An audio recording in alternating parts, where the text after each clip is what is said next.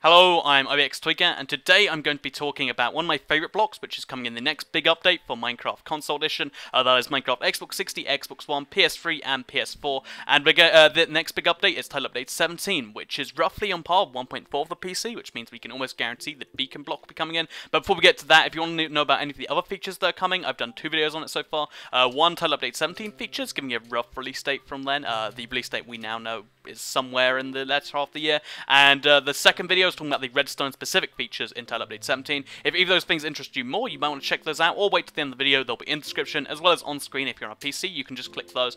So yeah, let's go right into the video now, which is about the beacon, which we can almost guarantee is going to be in Title Update 17, because Title Update 17 is roughly based on 1.4, as every update's been on, well, the previous update's been on 1.3, then before that was 1.2, etc, etc, and 1.4 has both the Wither and the Beacon, which are 2 necessary things, and they are pretty big features, but they're very, very important features, so even if it makes the update take longer, because they're pretty, big features to implement, I'd imagine they're almost guaranteed to be coming in Title Update 17, and yeah, that's pretty much a sure thing at this point. So what is the beacon, and why do I care about it so much? So the beacon is a really, really great endgame block that is basically crafted from these 3 ingredients. So also I've got so many buffs because of all the beacons behind me. But yeah, so they're crafted from these 3 ingredients. They're crafted from the obsidian, they're crafted from glass, and they're crafted from the nether star. So you've probably heard of obsidian and glass before, but what is this nether star thing? So basically, the Wither, which is one of the most difficult bosses to kill if you're not familiar with it, definitely check out my video, it's insane, is going to be coming, and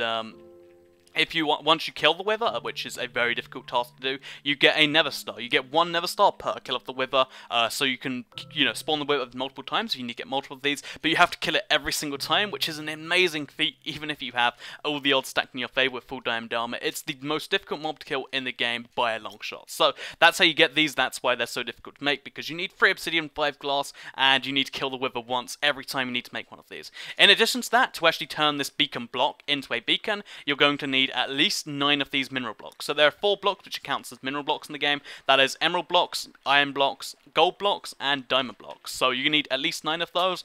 This is the most basic beacon configuration you can make. So as you can see, it requires 9 of these blocks, which is 81 of the original, individual things. I'd recommend using iron for this.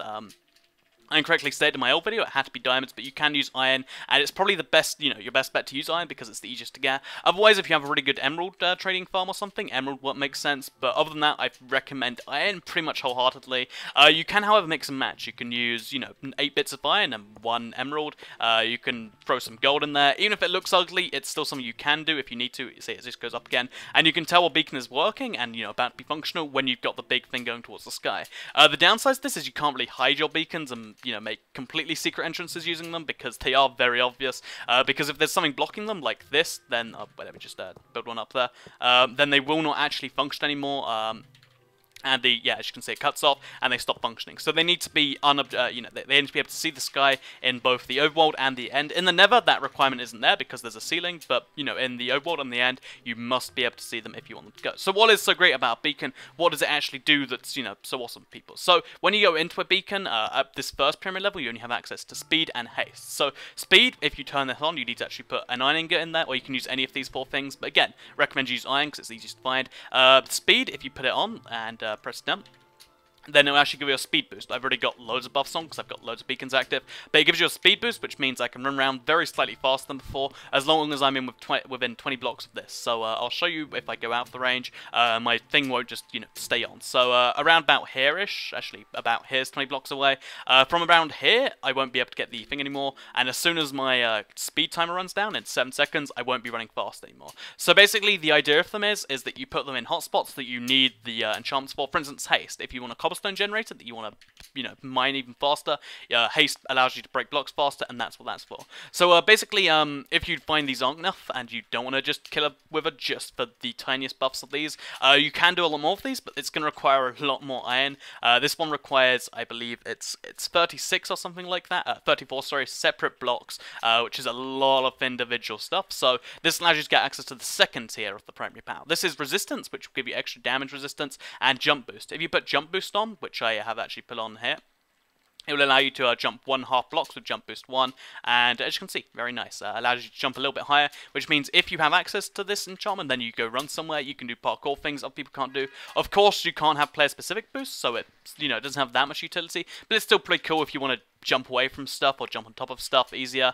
For instance, if you're chopping down trees, then this is handy for that. So yeah, you get jump boost and you also get resistance, which is just great because if you going out in the wild, if you have a mobs farm or something, if you're being hit regularly, it's nice to have extra armor just from a beacon. So that's one of the things you can do with this. And finally, there is a third layer first, but I'll just skip to the fourth one because you get the point by now. If you put a third layer on the pyramid, you get access to strength, which is probably one of the best single enchantments because it gives you an extra 30% damage boost at level 1, which is pretty big. It's kind of like having an enchantment on your sword, but it's just having a beacon, and that's for having 3 layers of this, and as you can imagine, that starts to, wear down a little quickly there. But if you have 4 layers, that means you can get access to the secondary power. But first of all, to have 4 layers, you need 1,400 and I think it's like 86 separate individual pieces of iron, pieces of gold, emeralds, or diamonds, which is a massive amount. Even if iron, that's insane. So if you build one of these, it's one of the biggest achievements in the game. I believe on the next-gen consoles, they'll probably add an achievement for making these because it's currently a PC achievement.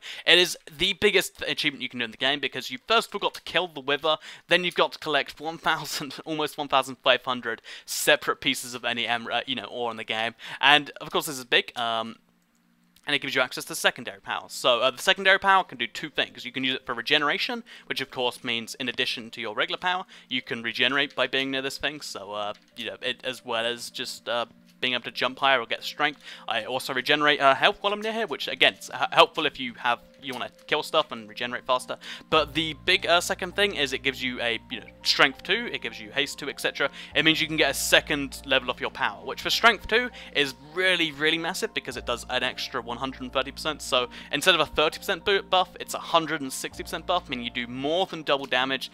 You can kill pretty much all mobs in the game with 1 hit of a diamond sword. It's an insane boost with strength 2. Again, for resistance 2 gives you an insane defense boost. And yeah, this is really where the beacon comes into its own, and it allows you to do some insane things. However, the downside is even with the biggest beacon, there's only 50 blocks away from you and the beacon, which means that even with this insane beacon I've just spent all my time building, if I go like beyond, like over there, for instance, I won't have access to its effects. So you have to place them in very tactical locations. So for instance, if you want to place them in the end next to an Enderman farm to allow you to kill stuff faster with haste or something, or whatever, you need to make sure they're in the most valuable locations where you'll get the buff the most. So that is how the beacon works. It's an insane end game block that really gives you something to work towards. If just building stuff isn't enough for you and you want a challenge as far as building faster, this requires you to do a massive amount of mining. It requires you to kill the wither as well as a whole bunch of other stuff just to get them going. So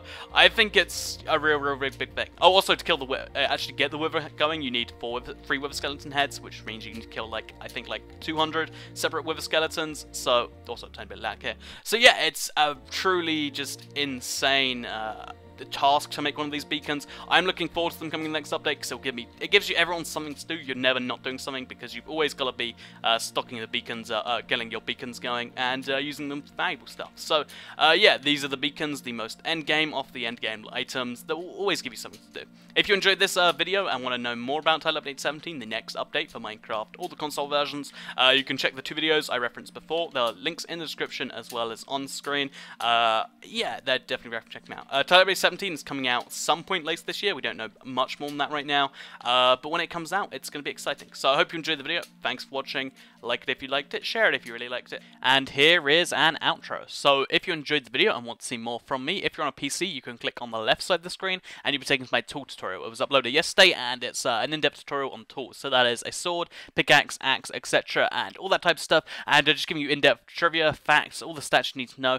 Letting you know that diamond, it's very useful, but there are some cases where iron is better and there's some cases where gold is better. So if that's your type of thing, learning new things that revolutionize the way you play Minecraft, that might be of use. Or you can click on the right side of the screen, taking my Title Update 17 features video where I talk about the bulk of features that we're pretty sure are coming. So the 1.4 features like the witch, like the wither skeleton, like the wither itself. I go through them in in a little bit of detail, so 10 minutes for about 5 or 6 features, and talk about all that sort of stuff, as well as a brief mention of the beacon. I had made a mistake there, but if you want to see that, as well as a release date prediction, which which I still think hold true a little bit. Then you can click on the right side. If you're on a PC, you can just click on them. If you're on a mobile device, you have to go through my videos, or you can click the links in the description, which will take you to related places. So, hope you enjoyed the video, and here is some music.